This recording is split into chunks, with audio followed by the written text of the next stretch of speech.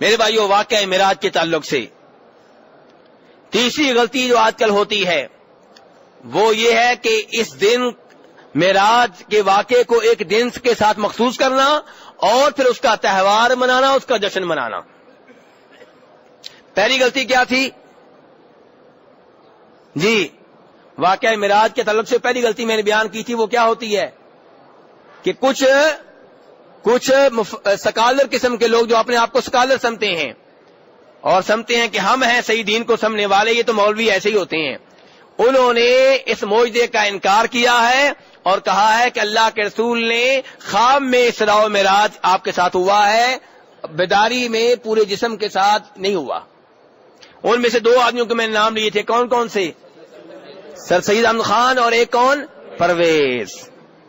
تو میرے بھائی دوسری غلطی میں نے کیا بیان کی ہے؟ یہ عقیدہ رکھنا اور یہ کہنا اور بار بار بیان کرنا، سارے لوگ اس دن بیان کرتے ہیں جو یہ جشن مناتے ہیں کہ جی اللہ کے رسول نے اللہ تعالیٰ کو دیکھا، تو یہ بھی درست نہیں ہے۔ اور تیسرے نمبر پہ یہ ہے کہ اس دن اس رات قیام کرنا، شب بیداری کا اہتمام کرنا، جشن منانا، اس کو بطور عید کے منانا۔ میرے بھائیو پہلی بات تو یہ ہے کہ یہ کس رات کو واقعہ پیش آیا اس رات کا علم نہیں ہو سکا۔ اگر صحابہ کرام کے ہاں اس رات کا جشن منانے کا رواج ہوتا، اہتمام ہوتا، تو ہمیں بتا کر جاتے کہ کس تاریخ کو یہ واقعہ پیش آیا تھا، کس رات کو یہ واقعہ پیش آیا تھا۔ انہوں نے یہ روایات تو بیان کر دی۔ بخاری میں کتنی روایات آتی ہیں اسراء و معراج کی؟ 20، اور مسلم شریف میں کتنی آتی ہیں؟ 18، اور دیگر کتب میں اس کے علاوہ ہیں۔ انہوں نے یہ تو بیان کر دیا کہ واقعہ کیسے پیش آیا، کیسے گئے، کیا ہوا، ساری تفصیلات بیان کر دی، لیکن یہ بیان نہیں کیا کہ کس سال پیش آیا، کس مہینے پیش آیا، کس تاریخ کو پیش آیا، کس رات کو پیش آیا۔ اس سے پتا چلا ان کو اس واقعہ سے دلچسپی تھی، اس واقعہ کی تاریخ سے دلچسپی نہیں تھی۔ علماء کرام میں بھی اس مسئلہ میں بہت زیادہ اختلاف ہے کب یہ واقعہ پیش آیا۔ آئیے آپ کو ان کے اقوال بتاؤں تاکہ آپ کو معلوم ہو سکے کہ اگر ان کے ہاں اس رات کا جشن منانے کا اہتمام ہوتا تو اس واقعے کی تاریخ میں اتنا اختلاف نہ ہوتا۔ حافظ ابن حجر، ابن کثیر رحمہ اللہ وغیرہ ان مورخین نے اپنی مشہور و معروف کتابوں میں لکھا ہے، کچھ علماء کرام کہتے ہیں کہ یہ واقعہ ہجرت سے 5 سال پہلے پیش آیا۔ ہجرت سے، یاد نہیں کیا آپ نے سبق، ہجرت سے کتنے سال پہلے؟ 5 سال پہلے۔ کچھ علماء کرام کہتے ہیں ہجرت سے 3 سال پہلے، ہجرت سے 3 سال پہلے، اور کچھ کہتے ہیں ہجرت سے 18 مہینے پہلے، کچھ کہتے ہیں ہجرت سے 17 مہینے پہلے، کچھ کہتے ہیں ہجرت سے 15 مہینے پہلے، کچھ کہتے ہیں ہجرت سے 14 مہینے پہلے، کچھ کہتے ہیں ہجرت سے 12 مہینے پہلے، کچھ کہتے ہیں ہجرت سے 11 مہینے پہلے، کچھ کہتے ہیں ہجرت سے 8 مہینے پہلے، کچھ کہتے ہیں ہجرت سے 6 ماہ پہلے، اور کچھ کہتے ہیں یہ واقعہ پیش ہے ربیع الاول کے مہینے میں، کچھ کہتے ہیں ربیع الثانی کے مہینے میں، کچھ کہتے ہیں رمضان کے مہینے میں، کچھ کہتے ہیں رجب کے مہینے میں۔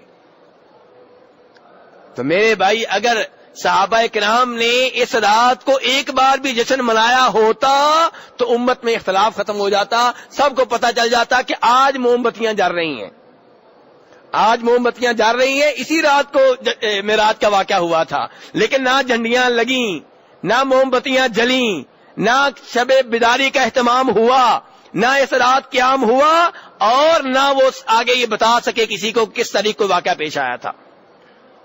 میرے بھائی آپ اندازہ کریں کہ مسلمانوں کی تاریخ کی ابتدا، مسلمانوں کی تاریخ کی ابتدا، مسلمانوں کے کیلنڈر کی ابتدا کس واقعے سے ہوتی ہے؟ ہجرت کے واقعے سے۔ جس سال یہ واقعہ پیش آیا اس سال کو انہوں نے مسلمانوں کے کیلنڈر کا پہلا سال قرار دیا۔ اگر صحابہ کرام کے ہاں آپ کے یوم پیدائش کا اہتمام ہوتا اور اس رات کا اہتمام ہوتا جس رات جشن منایا جاتا ہے، لوگ مناتے ہیں، تو وہ مسلمانوں کے کیلنڈر کی ابتدا اس رات سے کرتے یا اس دن سے کرتے، اور ایسے ہے کہ نہیں ہے؟ اور ہجرت کے واقعے سے بھی انہوں نے مسلمانوں کے کیلنڈر کی ابتدا ضرور کی ہے، لیکن اس کا جشن نہیں منایا. جس وقت اللہ کے رسول مدینہ داخل ہوئے ہیں انہوں نے خوشیاں منائیں, وہ خوش ہوئے, ان کے بچے بھی خوش ہوئے, ان کے مرد بھی خوش ہوئے, ان کی عورتیں بھی خوش ہوئیں, لیکن آئندہ سال اسی دن انہوں نے اس دن کا تہوار نہیں منایا, جشن نہیں منایا, اس سے اگلے سال بھی نہیں منایا.